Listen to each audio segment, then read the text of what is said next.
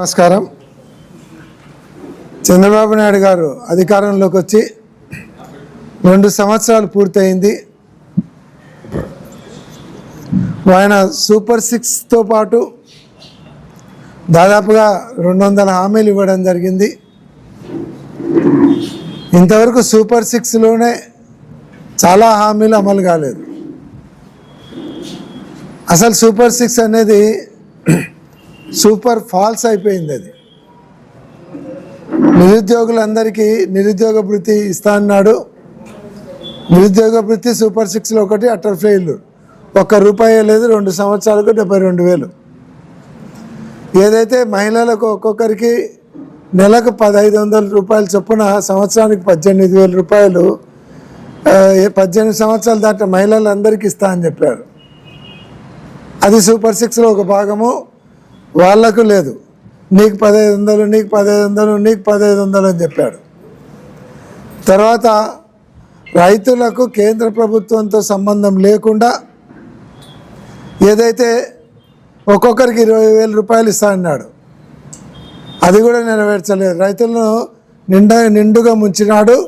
వాళ్లకు కనీస గిట్టుబాటు ధర ఏ పంటకు లేకుండా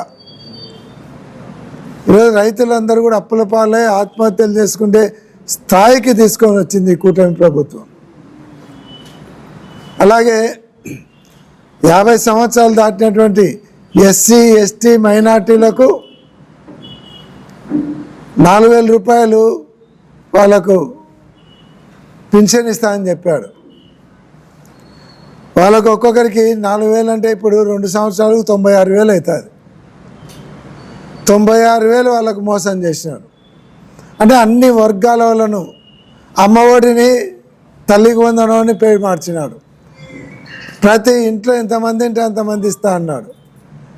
అప్పుడు జగన్మోహన్ రెడ్డి గారు మెయింటెనెన్స్ కింద ₹1,000, ₹2,000 కట్ చేస్తే సైకో జగన్ ₹1,000 కట్ చేసినాడు అని చెప్పినారు. కానీ ఈయన సైకో అనాలి, ఈయన ఏమనాలి? వీళ్ళు 2,000 కట్ చేసినారు. మరి జగన్మోహన్ రెడ్డి ₹1,000 కట్ చేసే మెయింటెనెన్స్ కోసము మీరు సైకో జగన్ అన్నారు లోకేష్ గారు. ఇప్పుడు మిమ్మల్ని ఏమనాలి? సైకో అనాలనా, లేదంటే గజని అనాలనా, ఏమనాలనా మీరే చెప్పండి. ఇవన్నీ మీరు మాట్లాడే మాటలు మీరు మర్చిపోవచ్చు. ఇప్పుడు గూగుల్ కానీ సోషల్ మీడియాలో కానీ ఎవరు మర్చిపోవడంలే, నిమిషానికి వచ్చేది.